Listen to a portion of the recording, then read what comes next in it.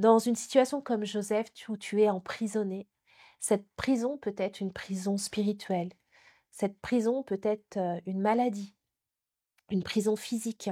Le Seigneur veut rappeler à ton cœur aujourd'hui qu'il ne t'a pas oublié, que les promesses pour ta vie sont toujours effectives. Tu souffres du rejet, tu souffres de l'abandon. Ce qu'a vécu Joseph, mais le Seigneur l'a relevé, ne l'a pas laissé dans cette prison. Il l'a délivré et plus encore, il l'a lavé. Il a lavé son nom. Bonjour et bienvenue sur Vitamine G.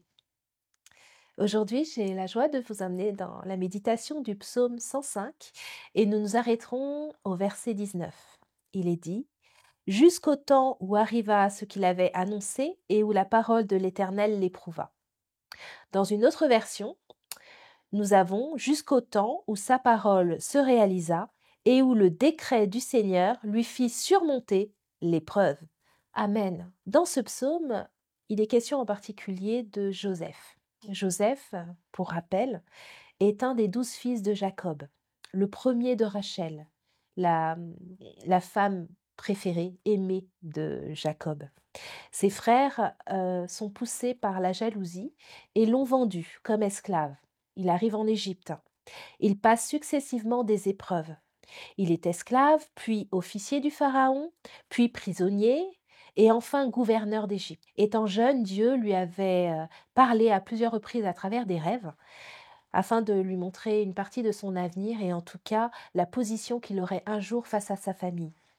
Il a eu ses promesses et il les a gardées dans son cœur. Un temps particulier. La parole l'éprouva, ce qui veut dire que la parole de l'Éternel l'a justifié, s'accomplit ce que Joseph avait annoncé. La parole de l'Éternel a montré qu'il avait raison. Tout ça, ce sont différentes versions, des explications. Sa foi a donc été éprouvée, passée au creuset, car Dieu est comparé aussi au fondeur. C'est une image assez forte où on passe par l'épreuve afin que notre foi soit pure. Il a su garder son cœur. Il a résisté à la tentation face à la femme de Potiphar. Il a vécu différentes injustices, mais il ne s'est pas plaint. Dans Genèse 45, versets 7 à 8, il est dit: Dieu m'a envoyé devant vous pour vous faire subsister dans le pays et pour vous faire vivre par une grande délivrance. Ce n'est donc pas vous qui m'avez envoyé ici, mais c'est Dieu. Il m'a établi père de Pharaon, maître de toute sa maison et gouverneur de tout le pays d'Égypte. Amen. Dans une situation comme Joseph, où tu es emprisonné, cette prison peut être une prison spirituelle. Cette prison peut être une maladie, une prison physique. Le Seigneur veut rappeler à ton cœur aujourd'hui qu'il ne t'a pas oublié, que les promesses pour ta vie sont toujours effectives. Tu souffres du rejet, tu souffres de l'abandon. Ce qu'a vécu Joseph, mais le Seigneur l'a relevé, ne l'a pas laissé dans cette prison. Il l'a délivré et plus encore, il l'a lavé. Il a lavé son nom. De même, Jésus, innocent et pur, a pris ta place. Innocent et pur a été condamné pour toi. Innocent et pur a été cloué à la croix, son sang a coulé, afin que tu sois justifié, afin que tes péchés soient pardonnés. Il a été maltraité et opprimé, et il n'a point ouvert la bouche. Semblable à un agneau qu'on mène à la boucherie, à une brebis muette devant ceux qui la tondent, il n'a point ouvert la bouche. Ésaïe 53, verset 7. La conclusion de cela, c'est: aujourd'hui, retiens bien. Tout concourt au bien de ceux qui aiment Dieu et sont appelés selon son dessein. Amen. Tu passes par l'épreuve, tu passes par des difficultés, il y a de la souffrance, mais le Seigneur agit.